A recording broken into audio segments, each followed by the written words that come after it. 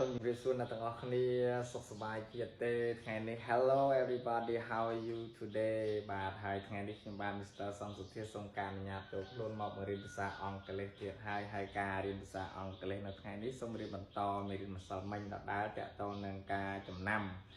អក្សរភាសាអង់គ្លេសហើយនឹងអក្សរខ្មែរបាទហើយចង់ចេះភាសាអង់គ្លេសលុះត្រាតែយើងចាំជំនះឲ្យអស់សិនហើយជំនះនីមួយបាទស្មើអក្សរខ្មែរបាទអក្សរអ្វីខ្លះទើបយើងយកទៅប្រកបបាន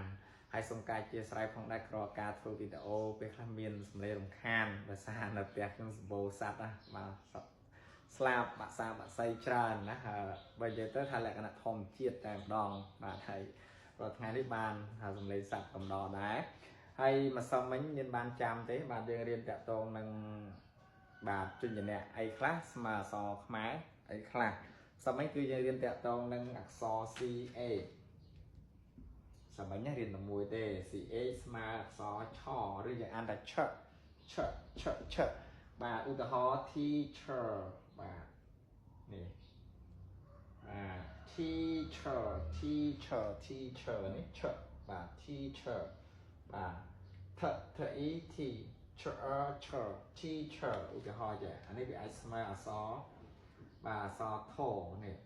បាទនេះ T នេះស្មើអក្សរធ EA នេះស្មើនឹងស្រៈ E បាទបូកនឹងស្រៈ E ចេះបាទបូកនឹងនេះ CH នេះស្មើអក្សរឆបាទបូកនឹង ER នេះស្មើនឹងស្រៈបាទស្មើស្រៈចឹងយើងស្មើមកភាសាខ្មែរគឺ T បាទ បាទ teacher នេះមាន o នៅពីក្រោយយើងដាក់ o មកតនៅคลิปចាំមកបាទ teacher គ្រូបងរៀន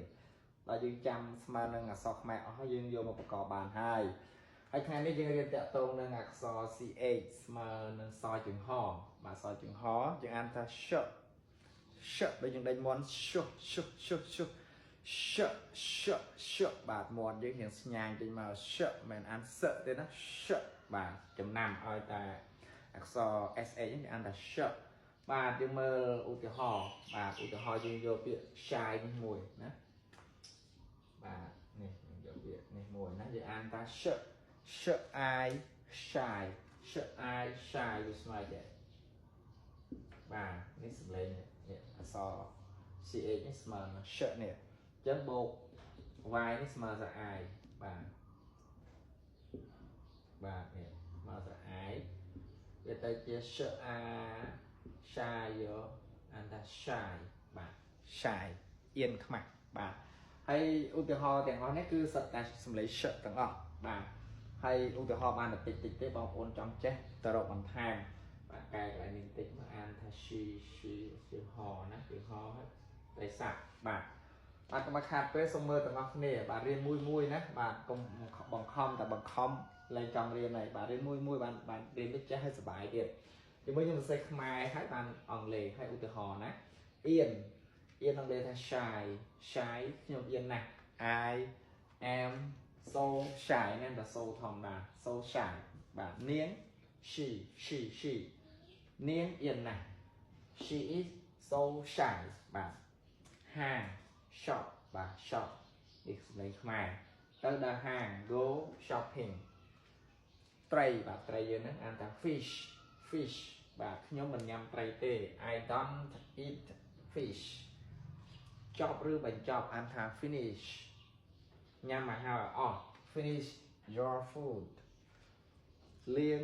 ឬសម្អាត wash នេះសំឡេងខ្មែរមានលាងដៃរបស់អ្នក wash your hand ដុសឬក៏ច្រាសបាទ brush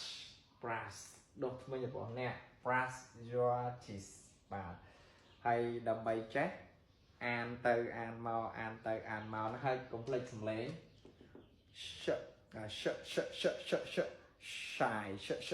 shy បាទវីដេអូដែលខ្ញុំបង្រៀនបាននៅពេលនេះសូមចប់ដោយសង្ខេបតែប៉ុណ្ណេះបាទខុសឆ្គងយ៉ាងណាសូម